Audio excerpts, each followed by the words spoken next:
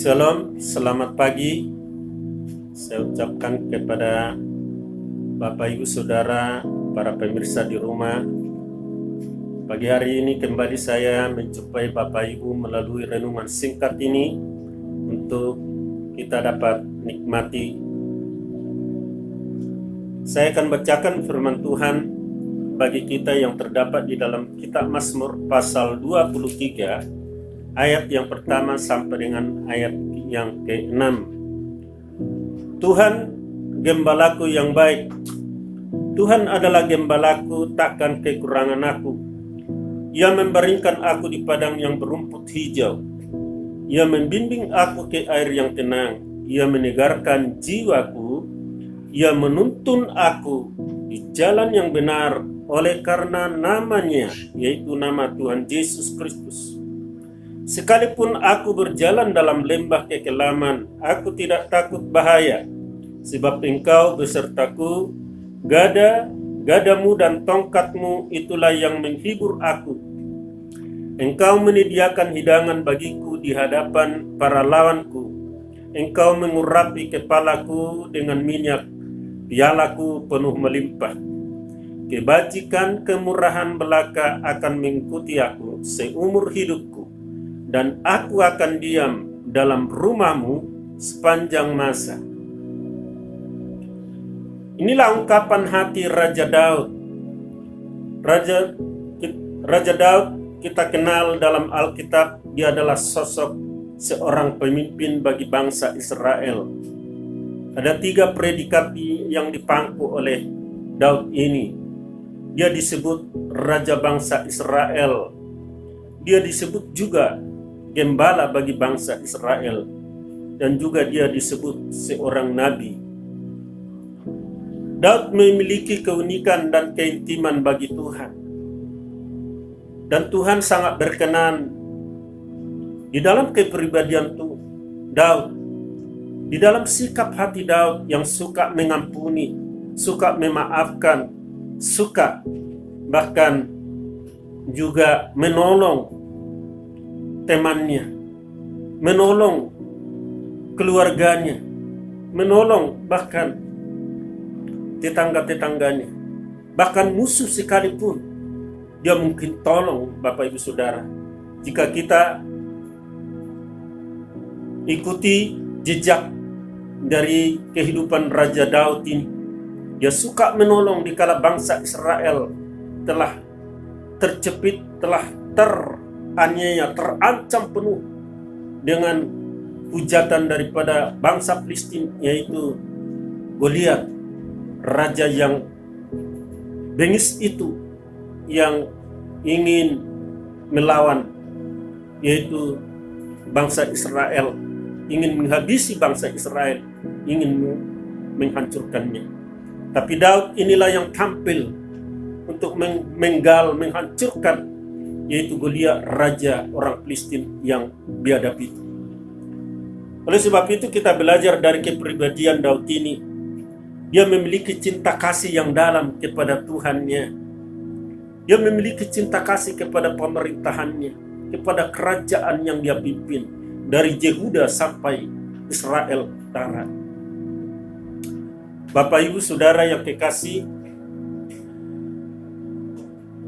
kita belajar dari firman ini tentang sosok yang ada di dalam Alkitab.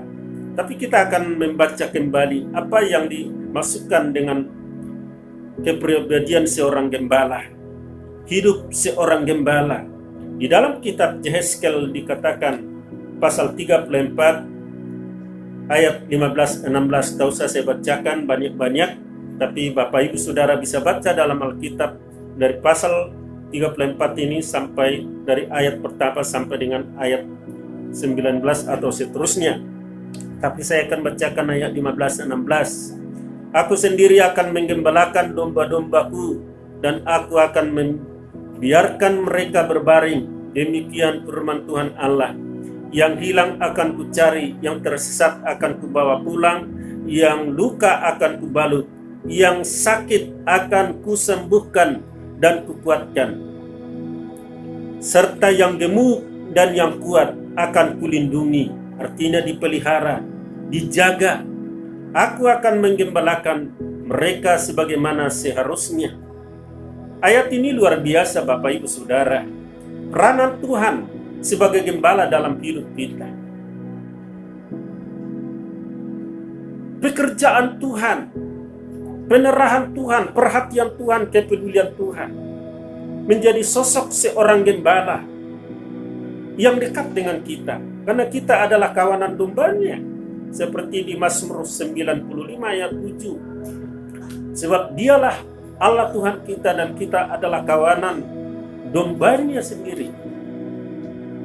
Bahkan di Yohanes 10 ayat 10 atau 11 ayat 14 paling dikatakan, aku mengenal domba-dombaku. Bahkan Yesus sendiri mengatakan itu, aku mengenal suara domba-dombaku. Siapa domba-dombanya? Berarti kita yang ditebus dengan darah yang mahal. Kita yang sudah dipilih dari tengah-tengah bangsa yang bukan bangsa pilihan. Tapi karena kita mendapat kesempatan anugerah yang besar, dengan secara cuma-cuma, kita mendapatkan keselamatan hidup yang kekal. Oleh sebab itu Bapak Ibu Saudaraku yang kekasih, mari dalam kesempatan pagi ini, semakin kita merenungkan firman Tuhan, semakin kita mendekatkan diri kepada Tuhan, belajar merendahkan diri, belajar mengampuni, belajar untuk berbagi. Jika Daud bisa berbagi untuk hidupnya, berbagi untuk menolong orang-orang yang susah di lingkungannya,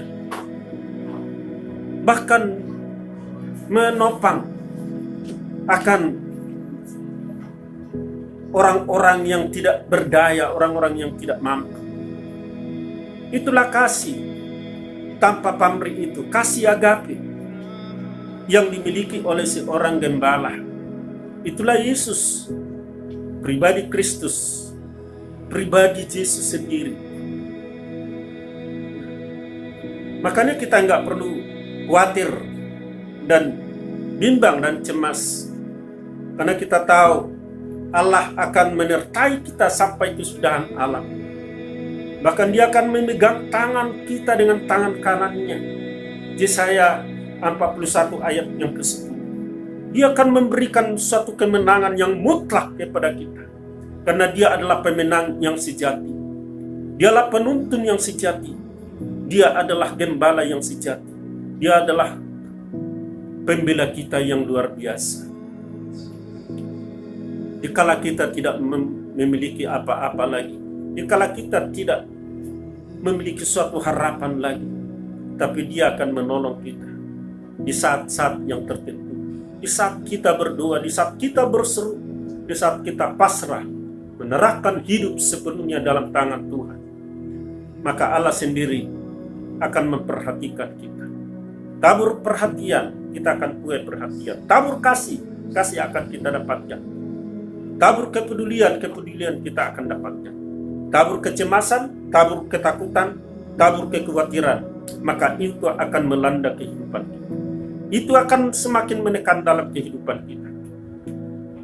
Nah, untuk itu, Bapak Ibu mari bangkit. Sekalipun harus kita tinggal di rumah hari-hari ini, kita mungkin semakin gemuk atau semakin kurus, atau semakin banyak makan, minum, dan lain sebagainya. Tapi percayalah, Allah kita yang luar biasa, gembala kita yang baik itu Yesus Kristus, sanggup pelihara hidup kita dan sanggup pulihkan kita dan sembuhkan kita. Tuhan Yesus memberkati. Amin.